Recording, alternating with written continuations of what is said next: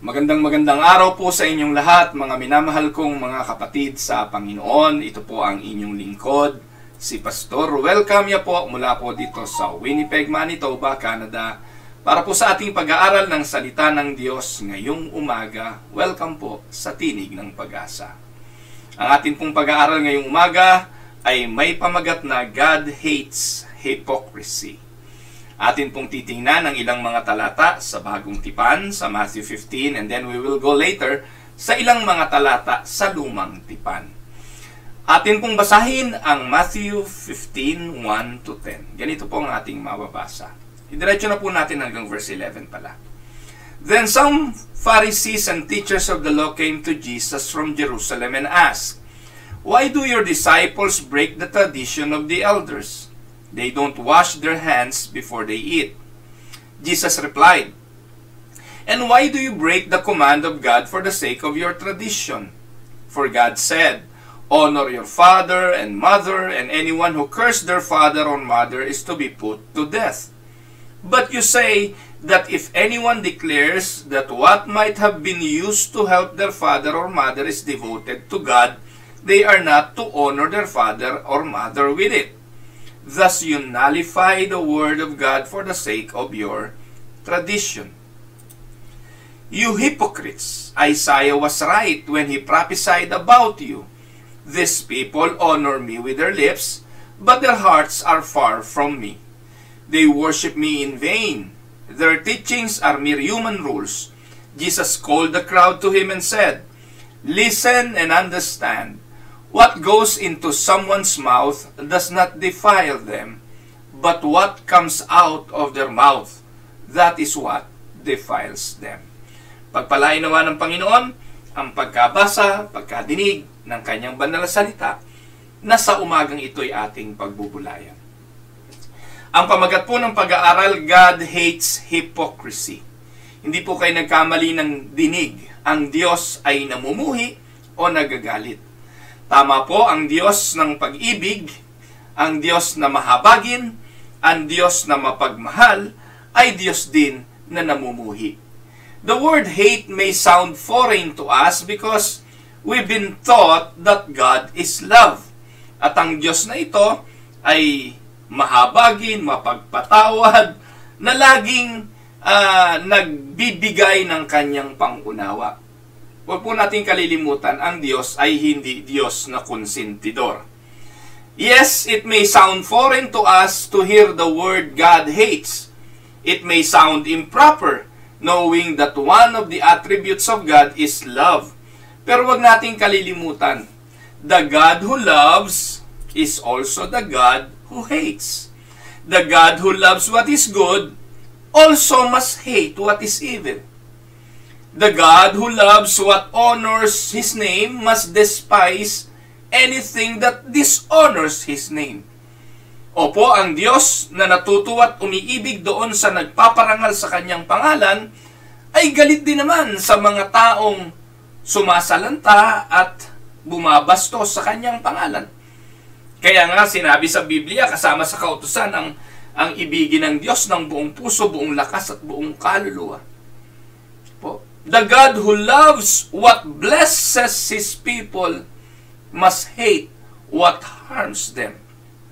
Ang Diyos na umiibig sa nagpapala sa kanyang mga bayan, sa kanyang mga anak, sa kanyang mga minahal, ay namumuhi din naman sa mga sumasalanta sa mga ito.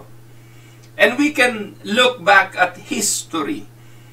Even the nations of God's history, makikita po natin yan, pinagpapala ng Diyos yung mga nagpapala sa kanyang bayan.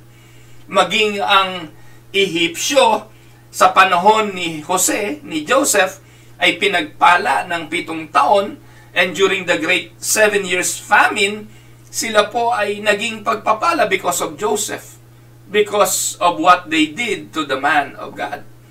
So makikita po natin mga kapatid na ang Diyos na ito na kinikilala nating Diyos ng pag-ibig at mahabagin ay Diyos din na namumuhi. It cannot be or it could not be any other way, and we would not want it any other way. The God that is love, it's is also a God who is just. God hates. At sa araw pong ito, ang ating pag-aaralan ay ang isa sa kanyang kinamumuhian. Sapagkat ang Diyos ay Diyos ng katotohanan, isa sa kinamumuhian ng Diyos ay ang kabulaanan o ang kaipokrituhan. Ang ating pong talata nagsasabi na God hates hypocrisy. Specifically, God hates when people go through the motion of serving Him, the motion of worshiping Him, and pretend to bring Him their best, while they actually bringing Him their cast-offs or leftovers. Yung bang mga taong nagkukunwaring they know God, they love God, they worship God, they serve God in the guise of religion, but in essence, anong sabi? Your heart is far from me.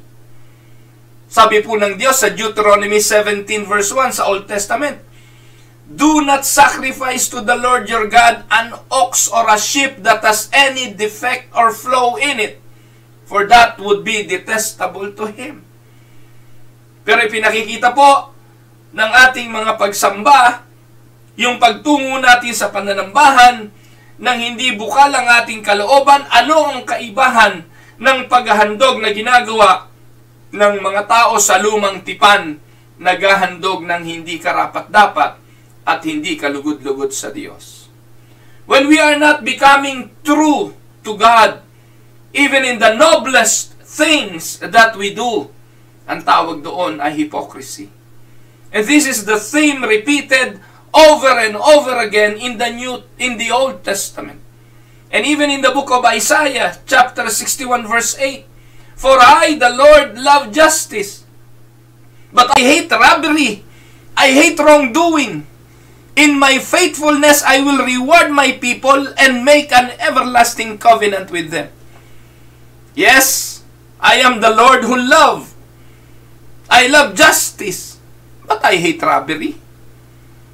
I hate wrongdoing. Yan ang sabi ng Diyos. God also hates worship that follows the letter of the law while violating the spirit of worship. Makikita po natin to sa aklat din na Isaiah chapter 1, 13-14. Anong mababasa? Stop bringing meaningless offerings. Your incense is detestable to me. New moons, Sabbaths, and convocation, I cannot bear your worthless assemblies. Take note mga kapatid. Pinag-utos ng Diyos yan na gawin. Yung mga pista, pinag-utos ng Diyos yan na i-celebrate ng bansang Israel. Yung Sabbath, kasama po yan sa 10 utos na ipinagagawa ng Diyos. Pero bakit dyan? Ang sabi ng Diyos, tigilan nyo na ito. Tigilan nyo na. Stop bringing meaningless offering. Stop burning incense because it is detestable to me. Sabi ng verse 14, your new moon, your feast, and your appointed festivals I hate with all my being. Can you imagine the harsh words? I hate with all my being. Why? They have become a burden to me. I am weary of bearing them. Can you imagine? May pagkakataon pala ho mga kapatid, na tumutungo tayo para sumamba sa Diyos, pero sa halip na mabigyan natin ang kaluguran ng Diyos, nakapagpapabigat pa tayo sa damdamin ng Diyos. At ang sabi ng Diyos, napapagod akong pasanin ang mga bagay na ginagawa nyo. I am weary of bearing them. Stop it. Stop those meaningless things that you are doing. Mga kapatid, lahat ng binabanggit dyan sa aklat ng Isaias ay hindi masama. Yung pagpapakabanal na binabanggit dyan, hindi masama. Yung paglilingkod na ginagawa dyan, na ginagawa sa templo, nagbe-burn ng incense, dumadalo ng Sabat, hindi po yan masama. Pero dahil walang katotohanan ang puso ng tao habang ginagawa ang mga bagay na ito, ito ang kinamumuhian ng Diyos. God wants nothing to do with such kind of worship. He will not tolerate worship that follows the prescribed rituals while ignoring the demands of justice. Yes, may prescription ng worship. Pero kahit na sinasunod mo yung tamang liturhiya ng pagsamba, kung ang puso mo naman ay marumi sa harapan ng Diyos, ipinag-uutos nga bago tayo tumungo sa pananambahan at meron tayong nakatalo, nakaaway, nakasamaan ng loob, iwanan mo, handog mo, umuwi ka at makipagkasundo ka muna. Or else, everything will be hypocrisy. Isaiah chapter 1 verse 16 to 17, anong sabi? Wash and make yourselves clean. Take your evil deeds out of my sight. Stop doing wrong. Learn to do right. Seek justice. Defend the oppressed. Take up the cause of the fatherless. Plead the case of the widow. Yan po ang karugtong nung Isaiah 1:13 to 14. Lumaktaw lang ng isang verse, ito ang prescription ng tamang paraan ng pagtungo sa pananambahan. Ito ang prescription ng tamang pagtungo sa paghahandog sa Diyos. Maghugas ng kamay, linisin ang buhay. Ang tanong, literal ba ito? Ito po ang dahilan kung bakit napasulat ang Matthew 15:1 to 2. Kasi naging ritual na lang yon. Yung sinasabi po ni Isaias, na hugasan ninyo ang inyong kamay, ay ginawang literal na literal nitong mga Parisayo at mga Eskriba sa Matthew chapter 15 na ating binasa kanina. Then some Pharisees and teachers of the law came to Jesus from Jerusalem and asked, "Why do your disciples break the tradition of the elders?" And part of the tradition is what Isaiah said, na may washing of the hands na ginagawa bago kumain. Pero Isaiah was referring to what? To worship. Na every time we go to worship, we wash. We clean our hearts. We clean ourselves before the Lord. Kaya ngayon, Romans chapter 12, verse 1 hanggang 2, ano po yung tunay at tamang pagsamba? Ang paghahandog ng ating mga sarili. Ihain ninyo ang inyong mga sarili, isang haing buhay, banal na kaaya-aya sa Diyos na siyang karampatang pagsamba. Without the offering of self, without the offering of our lives, wala pong kabuluhan ng pagsamba. Pero itong mga Parisayong ito, they want the prescription of worship. They want people to ascribe to what they think is proper worship. Kaya ang tanong nila sa Panginoon, yung mga tao mo, kain ng kain, di man lang naguhugas ng kamay. Sinisira nila ang tradisyon. Pero dyan, nilinaw ng Panginoon ayon sa mga talatang ating binasa. Kayo ika ang gagaling ninyong magpasunod ng mga batas, pero kayo rin naman ang pangunahing tagasira ng mga ito. Sa usapin yan, issue lang yan ang pagkain at hindi paghuhugas ng kamay. Ang sabi ng Panginoon, hindi masama ang pumapasok sa bibig ng tao, ang masama ay ang lumalabas dito. You honor me with your lips, but your heart is far from me. At marami pong ganon.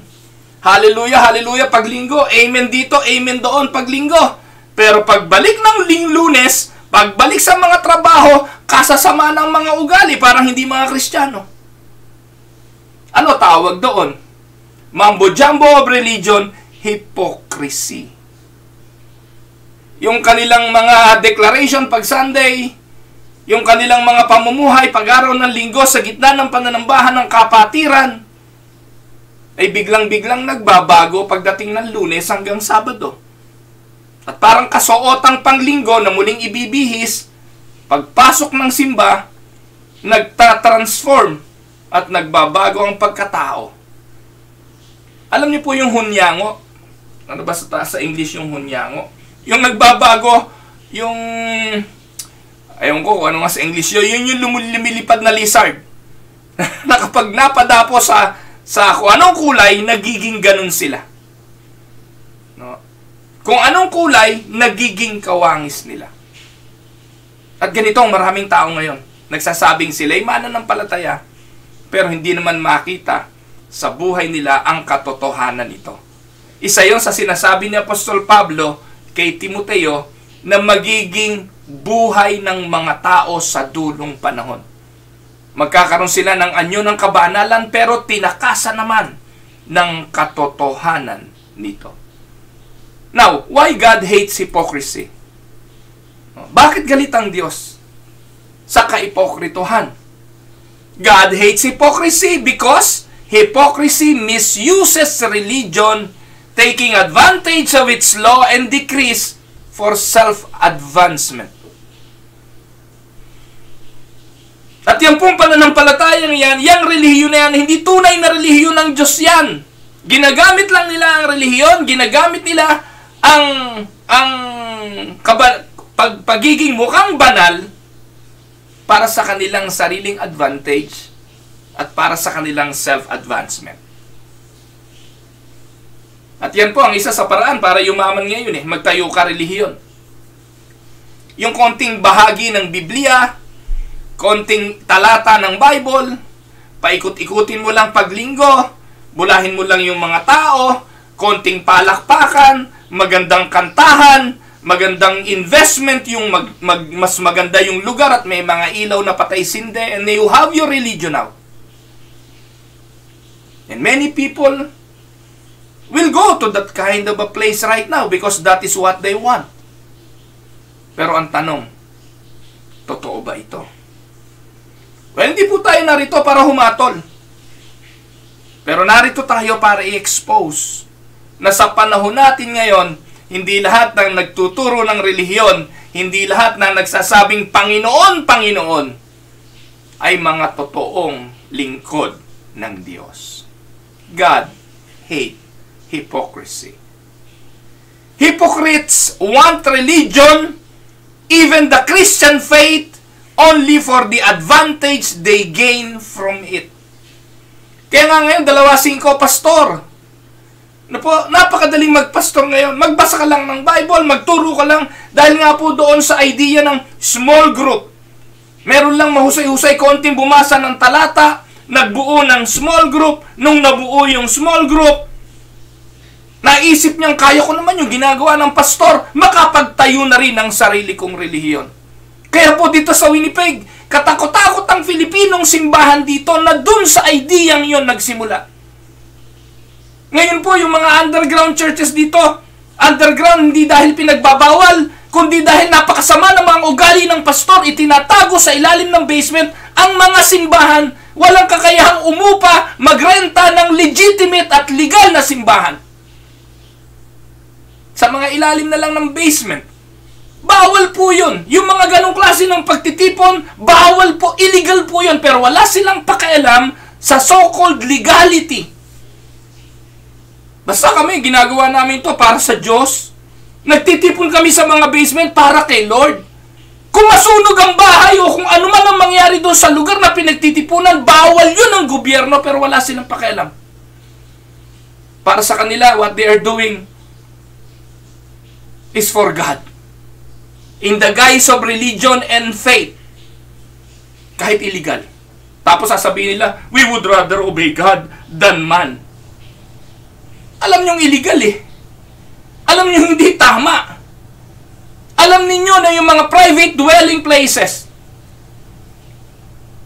o yung mga single home, para lang tirahan yan. Hindi ginagamit yan sa mga pagtitipon katulad ng pananambahan. Pero ang tatapang, nakapost pa sa Facebook, alam nilang illegal. Hindi na balik kung mga small group lang Kasi nag-i-invite din naman tayo ng mga bisita sa mga bahay natin. Okay lang yon. Pero yung pananambahan regularly sa mga basement, ano tawag doon? No? Hindi po kaipokritohan ng relihiyon yun. Tapos magtuturo ka, pastor ka, dapat tayo matuwid. Dapat tayo'y moral. Dapat tayo hindi gumagawa ng ng kasamaan. Paano mo papaliwanag sa mga miyembro mong iniimbitahan mo every Sunday?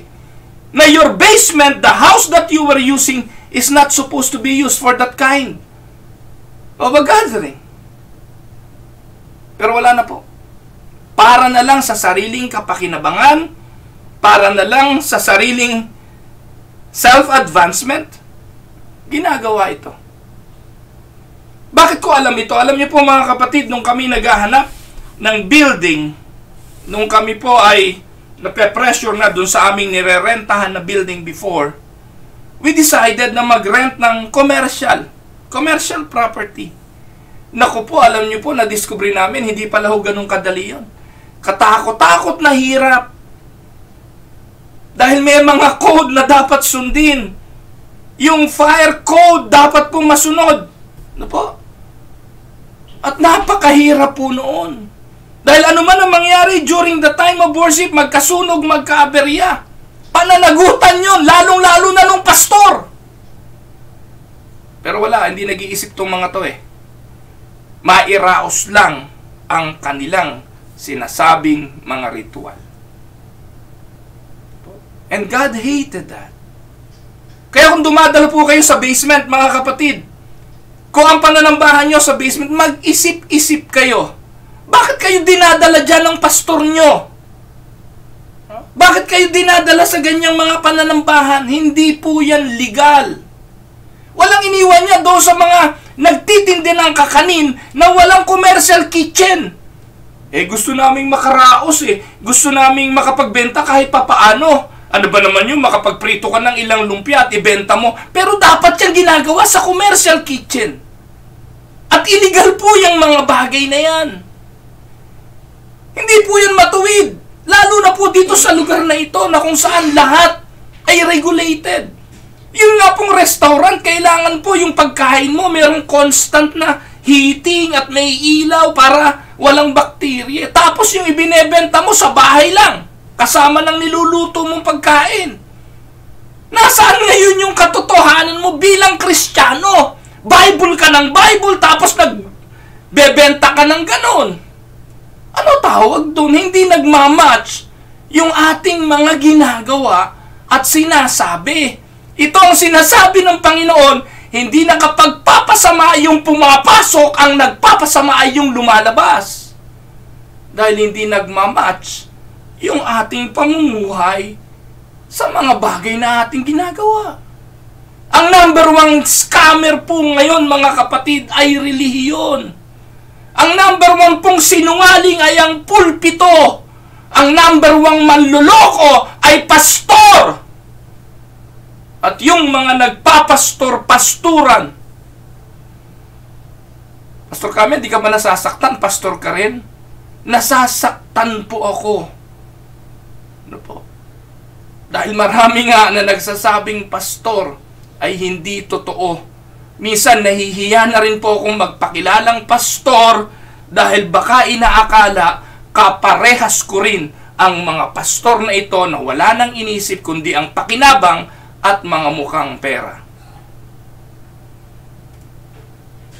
It is important to understand what hypocrisy is not.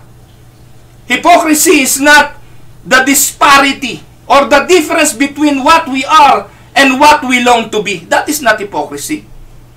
Hypocrisy is not the gap between what we want to do and what we actually do. Rather, hypocrisy is the gap. It is the gap between our public persona and our private character. That is hypocrisy. Pag hindi nag-match yung ating pamumuhay publicly at yung ating buhay privately, ipokrito ang tawag doon. Kailangan nagmamatch yung bagay na hindi nakikita at yung bagay na nakikita. Kung ano ka sa lihim, ganun ka rin sa hayag. Hindi nagbabago. Hindi katulad nung pag-Sunday banal-banalan. Pagdating ng Lunes, nakaw. Mga minamahal na mga kapatid, they fail to truly turn their hearts to God and do good to God's people. Hypocrisy is the failure to practice what you preach. That is hypocrisy. Hypocrisy is appearing outwardly righteous to others while actually being full of uncleanliness and self-indulgence. That is the definition of hypocrisy. And that is exactly what so arouses God's anger, not only in the Old Testament, but even in the New Testament. The people want the blessings of God and the approval of men, but without actually turning their hearts to God and submitting their lives to the rule of God. The people want to follow the law's prescription for worship, but only out of customs, out of superstition, and only to look good in the eyes of others. Yes, they want to follow the prescribed worship, but they want it only to look good in the eyes of others. Kaya ngayon mga kapatid, yung mga pananambahan, puro man-centered talaga eh. Yung mga worship service ngayon, puro man-centered. Ang binibigyan ng kaluguran ay tao, hindi ang Diyos. Kung ano makapagpapasaya sa tao, kung ano magpapaiyak sa tao, magpapatawa sa tao, mag-steer ng emotions ng tao, yun ang pinipilit na gawin. Kaya nga ang tawag ngayon sa mga pastor, di na pastor eh, life coaches. Mabuti na nga, kesa naman pastor ang itawag. Tawagin nyo na lang life coach. Kasi hindi kailanman matatagpuan sa Biblia yung mga pangalang yan. Life coach. Pastor ang tawag sa tagapanguna sa mga tupa. At ito po ang hypocrisy. They do not want to change their lives. They do not want to change their habits. They do not want to change their affections to conform to God's will. And he is the man living a double life.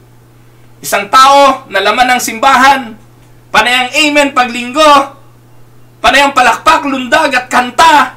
Pero pagdating ng Lunes, hanggang makabalik na uli ng linggo sa simbahan, wala namang ipinagbago ang buhay. At heart, hypocrisy is theatrical religion. Theatrical religion. Walang iniwan sa mga artista sa pinilakang tabing. Sila'y nagtatanghal ng isang pamumuhay na hindi sila. Alam niyo daw po mga kapatid, yung magagaling na artista, yung mga kontrabide. Ewan ko, kilala niyo si Odette Can.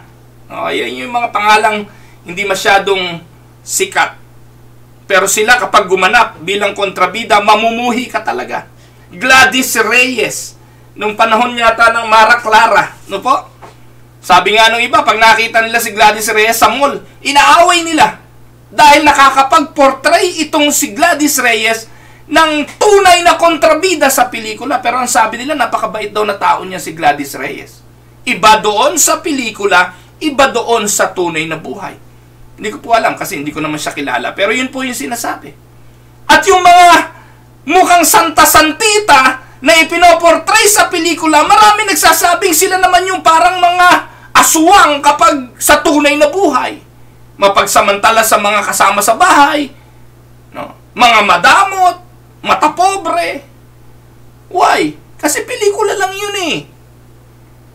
Kaya nga yung mga hinahangaan natin doon sa portrayal na kanilang ginagawa. At maraming artista sa mundo ngayon, mga kapatid. Maraming mga artista at matatagpuan mo ito sa loob ng simbahan pag linggo. Obserbahan niyo yung mga artista, mga tungo, ulo, taas ang kamay. Umiiyak sa dalangin, wala naman luha. Ano tawag doon? Theatrical religion. Religion as a means of personal enrichment or enhance reputations. It is an abomination, mga kapatid. Kung kamuhi-muhi ang pangangalo niya, kung kamuhi-muhi ang pagpatay, ang pagpapalaglag ng anak, ang paghihiwalay ng mag-asawa nang wala namang malalim na dahilan, kung kamuhi-muhi ito sa Diyos katulad ng witchcraft, pakikipag-usap sa patay, at kung ano-ano pang kahindik-hindik na kasamaan, huwag ninyong kalilimutan, ang hindi totoo sa pananambahan ay abomination din sa harapan ng Diyos. Higit kaysa sa witchcraft o pangkukulam, it is an abomination to God. Na siyang nakakakita at nakaalam ng ating mga puso. It is an abomination to God who is blasphemed when people misuse His name, misuse His law, and misuse His decrees. May paghatol sa kaipokrituhan. At ngayon pa lang, may paghatol na ang Diyos. If you are going to look at Matthew chapter 23, verses 13 to 33, mahaba-haba eh. But this is God's judgment on the hypocrite. Pag binuksan niyo yung Bible na sa Matthew 23, may subtitle po tayo mababasa ron bago yung verses eh. At ang sabi po, 7 woes on the teachers of the law and the Pharisees. 7 woes. Ano daw po yung mga woes na yan? Verse 13, woe to you, teachers of the law and Pharisees, you hypocrites. Gaano kasakit yan? You hypocrites, why? You shut the door of the kingdom of heaven in people's faces. You yourselves do not enter, nor will you let those enter who are trying to. Yung mga nagpipilit pumasok, hindi makapasok dahil kayong nagsasara ng pintuan sa kanila. Woe to you, teachers of the law, Pharisees, you hypocrites. Verse 15, woe to you, teachers of the law and Pharisees, you hypocrites. Paulit-ulit na tema yan ng Matthew 23. Kayo na pong magbasa. At ang sabi nga sa verse 17 woe to you, blind fools, blind guides. Ang tanong, hindi ba katotohanan sa panahon ngayon yan? Ang sabi ni Jesus yung bulag, pag inakay ng kapwa bulag, anong mangyayari sa kanila? At itong mga tagapangunang ito, teachers of the law, mga blind guides. Naisip niyo po ba yun, mga kapatid? Pag pumupunta kayo sa pananambahan, ano bang pinagsasasabi nitong pastor namin?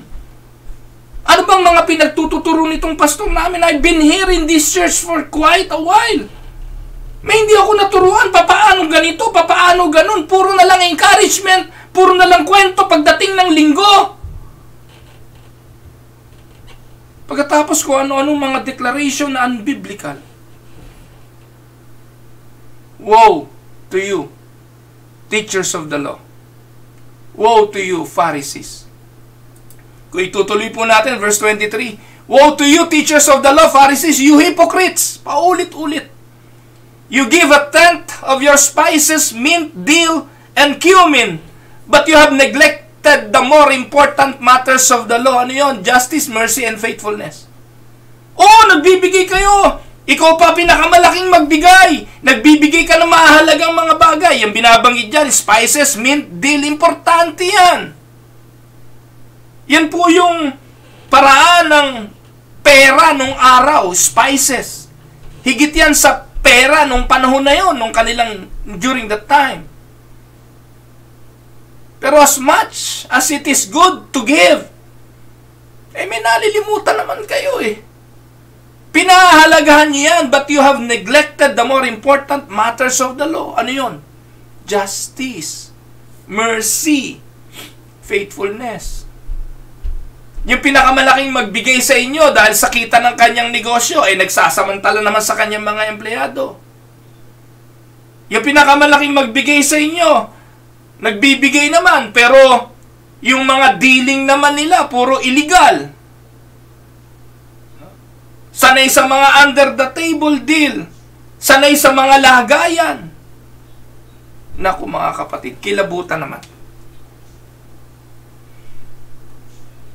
Alam niyo po, kung mayroong isang pastor na hinahangaan ko pagdating sa ganyan, yung aming chairman ngayon, si Pastor Ben Del Rosario. Si Pastor Ben Del Rosario, napadistino po yan sa isang simbahan na kung saan maraming dumadalo ng mga drug lord. O hindi naman dumadalo pala. Mga kapitbahay nila yung mga drug lord. At alam niyo po yung mga drug lord, alam nilang gumagawa sila ng kasamaan sa harapan ng Diyos. Alam nilang hindi kalugod-lugod yung kanilang ginagawa para makapagbayad sa kanilang kasalanan. Nagbibigay sa simbahan. Nagbibigay kay pastor. Naalala ko, kwento ni Pastor Ben Del Rosario, kakamayan siya, isang bungkos na pera, nakasobre, aabot sa kanya. Pero alam niya kung saan galing yun. At alam niya kung bakit ibinibigay sa kanya. At ang sabi ng Pastor Ben, tinatanggihan niya ang mga bagay na ito. Sa panahon ngayon, wala. Bring it on. No? Kung sino nga yung mga gumagawa ng kasamaan, welcome sa simbahan. Hindi ko naman po sinasabing pagbawalan natin para naman sa lahat at kung sinong gustong sumimba. Pero huwag natin babaguhin ang sermon dahil nandun yung pinakamaraming pera. Huwag natin babaguhin yung mensahe kasi nandun yung drug lord na pinakamalaki magbigay sa loob ng simbahan. At ang sabi ng Diyos, woe to you, teachers of the law, you hypocrites. You hypocrites, you clean the outside of the cup and dish, but inside they are full of greed and self-indulgence. Mga ipokrito kayo, nililinis nyo lahat ng labas ng sisidlan, pero yung loob naman punong-puno ng kasakiman at ng pagiging makasarili. Bulag na Pariseo, linisin nyo muna ang loob ng cup and dish and then the outside also will be clean. Ang galing ninyo sa panlabas, pero sa loob ay punong-puno ng kabulukan. Ano sabi sa verse 27? Ano ang katulad ng mga ipokrito? You are like whitewashed tombs. Mga nichong pinaputi, which look beautiful in the outside but on the inside are full of the bones of the dead and everything unclean. In the same way, on the outside you appear to people as righteous but on the inside you are full of hypocrisy and wickedness. Yes, nabobola natin ang tao. Nagmumukha tayong banal sa harapan ng mga taong nakikita tayo. Pero hindi natin kayang pagtaguan ang Diyos. Tuloy po natin ang basa, verse 29. Woe to you, teachers of the law and Pharisees, you hypocrites! You build tombs for the prophets and decorate the graves of the righteous, and you say, if we had lived in the days of our ancestors, we would not have taken part with them in shedding the blood of the prophets. So you testify against yourselves that you are the descendants of those who murdered the prophets. Go ahead and complete what your ancestors started. Verse 33, you snakes, you brood of vipers, how will you escape being condemned to hell? Gaano kasakit na salita ito, pero ito po'y galing sa Panginoon. Again, uulitin ko po, ang Diyos ng pag-ibig na sa Matthew chapter 5 nagsabi ng mga mapapalad ay ang Diyos din sa Matthew 15 na nagsasabing galit na galit siya sa mga kasinungalingan at kaipokritohan. Amen? Now, may pag-asa ba sa mga taong ito? Ang tanungan ng Panginoon, how will you escape being condemned to hell? Mga minamahal ng mga kapatid, sino ang maliligtas? Nang lumisan ang mayamang lalaki, nang sinabihan ng Panginoon na sundin mo ang kautusan, benta mo ang iyong ari-arian, ipamigay mo sa dukha, at sumunod ka sa akin. Tumalikod ang lalaking ito, nagpaalam dahil siya'y napakayaman. Ang sabi ng Panginoon, sinasabi ko sa inyo, imposible na ang isang mayaman o ang makasalanan o ang nagtitingin sa kanyang sariling siya'y matuwid na nakakasunod sa kautusan ay magmamana ng buhay na walang hanggan. Yan ang sabi ng Panginoon. Imposible. Mas madali pa ang isang camel pumasok sa butas ng karayong para sa kanyang kaligtasan. Sumagot ang mga alagad at ang sabi sa kanya, sino po ngayon ang maliligtas? Ang sagot ng Panginoon, ito ang talata. At ito'y madalas na ginagamit out of context ng mga pastol ng Pentecostal. Sabi ng Panginoon, ang imposible sa tao ay posible sa Diyos. And Jesus was referring to what? To salvation of man. Salvation can only be possible with God, not with man. It is impossible for man to be saved on his own. It is only possible with God. Kaya po ako'y naniniwala na ang Diyos kapag kumilos sa puso ng kahit na sinong tao, maging ang pinaka-ipokritong tao, katulad ni Pedro before, God can make that person whole. Like Paul, when he was Saul before, God is capable of changing even the most hypocrite's heart para maging karapat-dapat sa Kanya. And it is only through the operation of the Father, the Son, and the Holy Spirit. Dalangin ng aking mga puso, kung ikaw ay tunay na mananampalataya, subalit namumuhay ka sa mundo ng kasinungalingan at kaipokritohan, kausapin ka ng Diyos ngayon at mamuhay tayo sa katotohanan. Opo, masakit yung mga narinig natin ngayong umaga, pero sana dalahin tayo ng mga katotohanan ito, bagamat masakit, para sa ating mga paglaya at para sa ating kagalingan. Amen? Ito po ang inyong lingkod, si Pastor Ruel Camia po, mula po dito sa Winnipeg, Manitoba, Canada, para po sa ating pag-aaral ng salita ng Diyos dito po sa Tinig ng Pag-asa.